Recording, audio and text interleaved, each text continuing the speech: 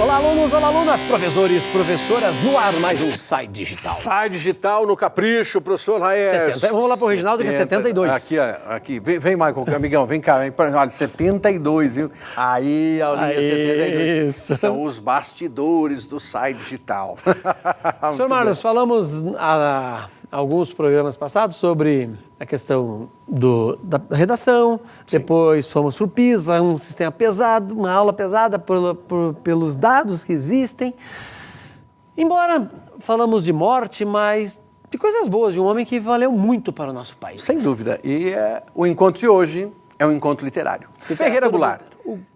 Acho que o maior poeta que nós tínhamos até pouco tempo vivo, sim. Mas que estava aí um poeta contemporâneo, né? Então um pouquinho sobre o Ferreira Goulart, né, professor Laércio? Ferreira Goulart foi daqueles autores que nós chamamos como autores engajados. E o que significa esse engajamento? É um autor que ilustra na sua obra, e em particular a poesia, o verso, a palavra, o cotidiano das pessoas e o cotidiano sofrido das pessoas. Por sua origem, maranhense, nato, viveu na prática aquilo que é a exclusão nordestina. E ele falece no Rio de Janeiro, agora, no desfecho, no apagar das luzes do ano de 2016, e ainda em plenas condições, antes da pneumonia que o levou, da insuficiência respiratória e tudo mais, a falência múltipla de órgãos. Ferreira Goulart foi um daqueles poetas incandescentes na ditadura civil-militar e a partir dela. O seu grande trabalho é um reflexo disso, é o poema Sujo. Por ter esse nome, ele é sujo do quê? Sujo das mazelas sociais. Por isso não é um poema límpido, não é um poema para fazer as pessoas suspirarem, nem se amarem. Ao contrário, é para fazer as pessoas se revoltarem, se rebelarem, dizerem assim, este poema me incita a querer um país melhor. Por isso a literatura dele foi engajada. Posso mostrar um poema, então? Que nós não te falei que eu ia trazer isso aí, mas, olha, eu gosto muito desse poema aqui e vai demonstrar o quanto ela era engajada. Não é à toa que 72 aulas, e eu declamaria isso, porque está lá, eu encaminhei para várias pessoas, eu fiz uma postagem em rede social no dia da morte dele, desse poema, então olha aí. Então vamos lá. A sintonia está aí. O açúcar. O branco açúcar que adoçará meu café nesta manhã de Ipanema não foi produzido por mim, nem surgiu dentro do açucareiro milagre. Só um pouquinho, né? Você fica imaginando Ipanema, Rio de Janeiro, aquela praia maravilhosa. Eu vou vir aqui. Então. Vou vir aqui. E claro que não é o Ferreira Goulart. Tá tranquilão aí, sentado. Pode colocar aí umas 10 da manhã e ele tranquilamente. Adoçando o seu café. Como ele é um pensador, o reflexo dele não é se preocupar com os horários, disso ou daquilo. E ele ficou refletindo sobre o açúcar, porque daí ele pegou o café. Aquela colherinha, né? O café escuro. E ele pegou uma colher, 2 colheres, e o açúcar ele é como o sal, né? Sal e açúcar brancos, puros. E ele ficou imaginando, quem produziu esse açúcar? Bom, não fui eu. E nem foi ninguém que eu conheço, mas a partir daí ele constrói um poema que nos levará à origem triste da produção do açúcar em décadas anteriores por pessoas escuras como o café. Que tem a ver com 2 temas passados que nós já discutimos na redação. Justamente. Volta lá, Reginaldo, então. Então ele não foi para o açucareiro por milagre. Vejo-o puro e afável ao paladar, como beijo de moça. Olha que comparação sensacional. Água na pele. Flor que se dissolve na boca. Mas este açúcar, daí ele enfatiza, né? Volta ali, só para você ver esse pedacinho. Então ele faz comparações. Beijo de moça é olhar os beijos das moças jovens, precoces. Todos os namoros, aos 18 anos, aos 20 anos. Beijo de moça, certo? Moça pura, beijo de moça. Água na pele. Olha aquela questão de um banho. Saudável, gostoso. Água na pele sempre vai provocar uma reação. Então ele faz comparações, analogias, você que está nos acompanhando. Como é que eu tenho isso? De onde vem, né? Como é que eu tenho essa coisa boa, né? Seu eu lírico. Quem consegue produzir essa coisa boa? Aí continua, vamos lá. Aí tem o mas. É uma conjunção adversativa. Quer dizer, até agora... Conjunção adversativa. Tem uma adversidade. Até agora, ele só mostrou coisas boas. Perfeito. Mas aí tem o mas. Agora vem o pesado. Esse açúcar veio Não veio. Aliás, não veio, né? Faltou não aqui. Esse açúcar não veio da mercearia da esquina e tampouco fez Oliveira. Dono da mercearia. Explica. O dono da mercearia. E esse Oliveira existia lá na mercearia onde ele vivia. Este açúcar veio de uma usina de açúcar em Pernambuco, você bem citou, né? Ou do estado do Rio. E tampouco fez o dono da usina, que ganha muito dinheiro. Esse açúcar era o quê? Cana. E veio... Essa frase eu acho espetacular. Este açúcar era cana e veio dos canaviais extensos que não nascem por acaso no regaço do vale, onde corre o rio, né? Onde é úmido em Pernambuco, né? E não nascem por acaso, porque ele está falando do plantio. Tem que ter trabalho. Delicado, duríssimo plantio da cana-de-açúcar em Pernambuco, na Paraíba e necessariamente no Rio de Janeiro, onde ele estava radicado naquele momento. Então, olha, para você que está, muitas vezes diz assim, mas entender o poema é difícil. Não. Quando se explica demais, o poema também é ruim, porque ele perde a sua beleza. O poema tem que tocar as pessoas individualmente. Então, o poema que toca o Laércio, pode ser esse mesmo poema, é claro, a maneira como toca o professor Laércio, toca a mim, toca Michel, toca Mauro, toca Reginaldo, que são os nossos companheiros aqui deste programa, nessa aula, não iria ao ar sem eles, esses companheiros, esses colegas de lida. A maneira como o poema toca cada um é especial e é individual. As sensações são individuais. A visão de mundo de cada um. Então, é por isso que, nesse momento, o que faz o poeta? Ele evidencia o quê, né, Laércio?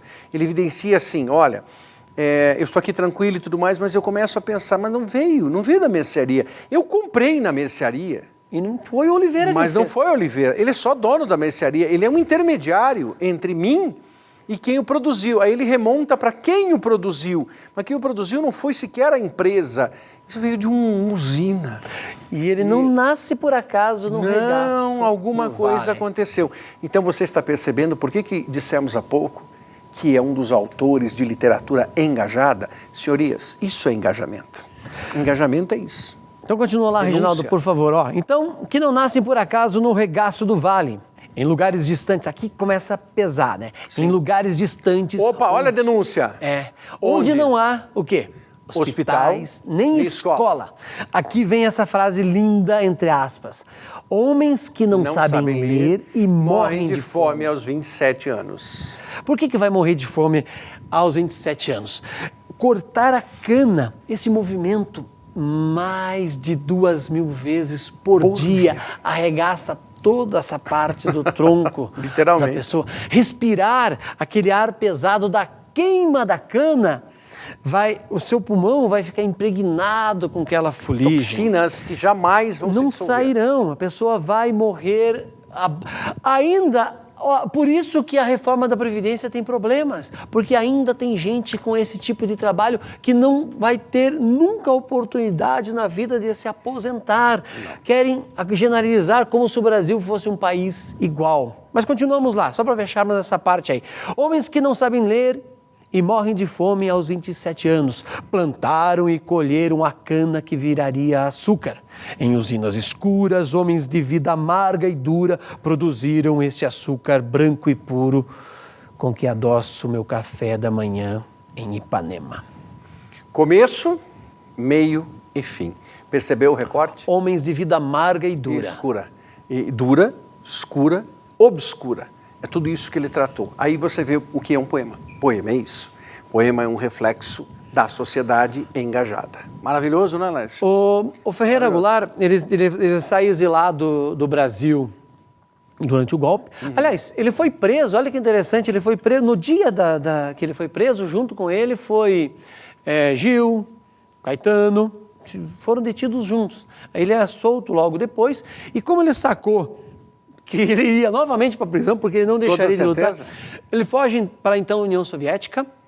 Da então União Soviética, ele vai para o Chile e lá ele dá o azar do Pinochet assumir o poder. Sai do Chile, vai para a Argentina, lá os militares novamente assumem o poder. A América do Sul. Ou seja, um momento de convulsão na América do Sul, tremendo, os militares assumindo o poder em tudo. E não que fosse por melhor, né? Porque senão a América do Sul seria outra. Porque eles tiveram uma boa parte do tempo no poder e não melhoraram a América do Sul de lá para cá. Os reflexos da desgraça que está hoje é muito mais por culpa dos militares do que dos nossos governos incompetentes anteriores, que não foram também competentes. E o Ferreira Goulart viveu isso, né? Foi participante do PCdoB diretamente, hoje ele era muito mais PSDB, mas uma pessoa por algumas ideias que o partido tinha e não porque ele saía votando nesse ou naquele. Né?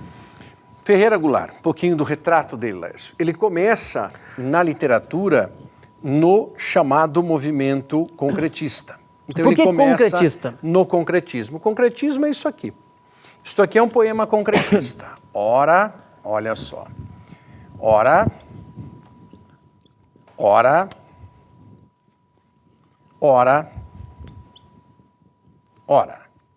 O que é um poema concretista, Joselino Grinaldi? Concretismo é um movimento visual, vérbico visual, no qual os poemas são espacializados. E o que interessa nesse tipo de poema é exatamente essa espacialização, na qual os poetas hão de colocar versos, um texto propriamente dito, que evoque uma reflexão com o mínimo, refletindo-se no máximo. Por isso, a passagem do tempo. Na verdade, o que ele quis dizer aqui? Que aqui você tem 12, tem 3, tem 6 e tem 9. E a vida sempre é marcada dessa forma.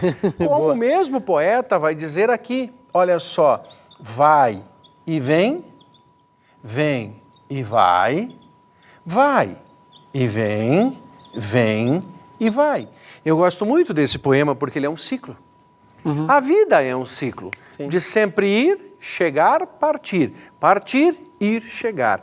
Então os concretistas nascem no Brasil na década de 1945. E aqui na década de 45, os professores de literatura nos acompanham, os companheiros de militância, Haroldo de Campos, Augusto de Campos e Décio, que são irmãos, o Augusto e Haroldo, é claro, e o mais relevante, Décio Pinhatari, e essa é a pronúncia correta. Pinhatari. Décio Pinhatari, formaram esse grupo de poetas concretistas, que queriam o quê? Revolucionar a poesia, mostrando o vigor e o valor da palavra espacializada. Por isso a ideia do concreto. O discípulo deles foi Goulart. Goulart, então, tornou-se discípulo deles. Mais tarde, ele e alguns nomes, como, por exemplo, Hélio Oiticica, romperão com o concretismo e ele, o Goulart, dará origem ao movimento neoconcretista, com outros poemas mais voltados ao engajamento social, porque ele entendeu que isso aqui era vago demais, então ele funde o neoconcretismo, que desencadeará depois a poesia praxis, o poema processo, para mais tarde chegarem à poesia marginal, poema processo e mais tarde a poesia marginal.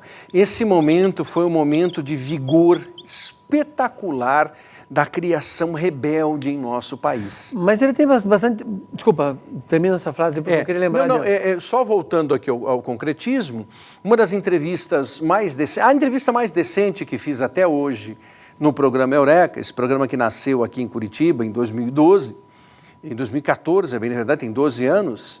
A entrevista mais interessante que fiz com um literato foi justamente com o Décio Pinhatari, que viveu uma década em Curitiba e eu tive o privilégio de buscá-lo em sua casa e ali conversamos e na volta ficamos conversando 45 minutos e eu fiquei ali extasiado com a aula, ao saber dos contatos dele, contatos com Drummond, com Clarice Lispector, com Manuel Bandeira.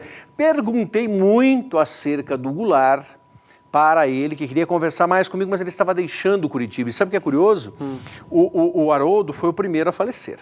Haroldo de Campos faleceu. Augusto está vivo. no interior de São Paulo, vivo e não atua poeticamente, mas está vivo. E o Décio me dizia assim, eu vou embora de Curitiba, né? Porque ele falou, estou aqui há 10 anos, Curitiba não é a mesma. Ele morava ao lado do Museu Oscar Niemeyer, do Museu do Olho, que é conhecido nacionalmente para você de todo o território nacional. E ele disse assim claramente para mim, eu vou embora porque é hora de morrer. E eu disse, mas Décio, você estava no vigor Espera um pouquinho mais, né? Inteligência, puxa vida, você tem muito tempo. Mas ele estava certo, Lécio. Ele estava certo. Ele sai de Curitiba, vive mais um ano em São Paulo, no ano seguinte ele falece. Impressionante. Então, tanto Décio quanto Haroldo faleceram, está vivo Augusto de Campos. Então, formador do chamado concretismo, que é essa poesia espacializada. O verso mais famoso do Décio, e ele explicando, para mim foi especial, é o verso da Coca-Cola. Beba Coca-Cola, babe cola, caco cola, cola, cloaca. O orifício excretor. Ou seja, fechou a conta. Então, quer dizer, é fascinante observarmos isso nos poemas vérbico-visuais. Normalmente, quando eu dou essa aula, os alunos, em sua maioria, estranham e não gostam, porque entendem que isso não é poema, porque não vêm os versos, não há versos aqui, não há métrica, não há rima, não há musicalidade, porque o próprio poema ele requer essa musicalidade, não vem isso aqui. Só que essa é uma chamada poesia experimental. Você que está nos acompanhando, isso foi um movimento experimental. Então, o que destaca o Goulart lá na frente não é ter vivido isso, mas é quando ele se volta para a sua origem e se torna um cordelista, um poeta de varal. O Ferreira Goulart, se você parar para prestar atenção, carga pesada na origem é dele. Sim. Música do Fagner. Muitas. Aquela tem um coração, um peixe, alguma coisa assim, eu lembro da melodia, mas ele tem letras de música que toca-se toda hora nos rádios, na TV, as pessoas cantam por aí. Em várias minisséries, a mais famosa, digamos assim, vai ser Carga Pesada, lá do Pedro e do Bino, né? Antônio Fagundes, Stênio Garcia. Então, você percebe como é que essa série fez sucesso? Tem alguém bom por trás. Sempre. Não é algo banal. A história do caminhoneiro no Brasil, fazendo uma leitura rápida aí, por exemplo, Carga Pesada mostra os conflitos que esses caminhoneiros vivem todos os dias, a saudade de deixar. Eu lembro de um episódio especial do Carga Pesada, lá início dos anos 80. Eu era bebê ainda. O Stênio Garcia deixou saudade de casa, né? E tocava sempre no fundo aquele radinho ainda AM no caminhão. A Amélia, que era a mulher de verdade, e ele precisa voltar para casa, que a sua mulher está doente e ela vai morrer antes dele chegar. Sim. Porque não tem tempo, né? Um país que optou pelo caminhão, pelo transporte rodoviário. Fez uma opção ruim, errada. Ainda lá, isso começa com o JK e se amplia com os militares e assim vai. Então, Ferreira Goulart denuncia tudo isso. O Carga Pesada, você vê essas denúncias das mazelas de opções políticas erradas do nosso país. E como, né, amigo? E como? Bom, perdemos mais um gênio. Deixa eu colocar rapidinho aqui esta matéria da ilustríssima... Caderno de Cultura da Folha. A morte é o nada, diz Ferreira Goulart em entrevista inédita, e ele vem discutindo. A outra frase que eu gosto muito dele é: a arte porque a vida não basta. A arte porque a vida não basta. E ele só publicava... Eu lembro de um argumento dele, não lembro agora, não vou ver qual entrevista, não lembro se foi no Roda Viva ou algo assim. Ele dizia o seguinte: olha, eu só publico quando eu sou incomodado. Quando algo me provoca. Quanto tempo faz que você não publica? Não sei, porque ninguém me incomoda mais. Um dos últimos livros que ele publicou foi Muitas Vozes antigos já, no qual ele colocava assim, que ele vive cheio de vozes. É como se as vozes que estão nele funcionam como uma espécie de alarido. Então, quem tiver ouvidos, que ouça. É a identificação pura. O Goulart teve uma vida muito dura. Ele perdeu... Mesmo morando em Ipanema, né? Morando em Ipanema, ele teve a loucura dos seus 2 filhos. Um dos filhos morreu por causa disso, né? E o outro filho, recentemente, ele foi capa da revista Isto É, porque ele foi obrigado a internar o seu segundo filho, seguindo o mesmo caminho do filho Marcos, o qual ele perdera. também nesse livro Muitas Vozes, ele dedica um verso à sua esposa, alguns versos, um poema todo, à sua esposa que falecera. Então ele viveu muitos momentos dramas, mas esses dois, essa perda dos dois filhos para a esquizofrenia, para a loucura mesmo,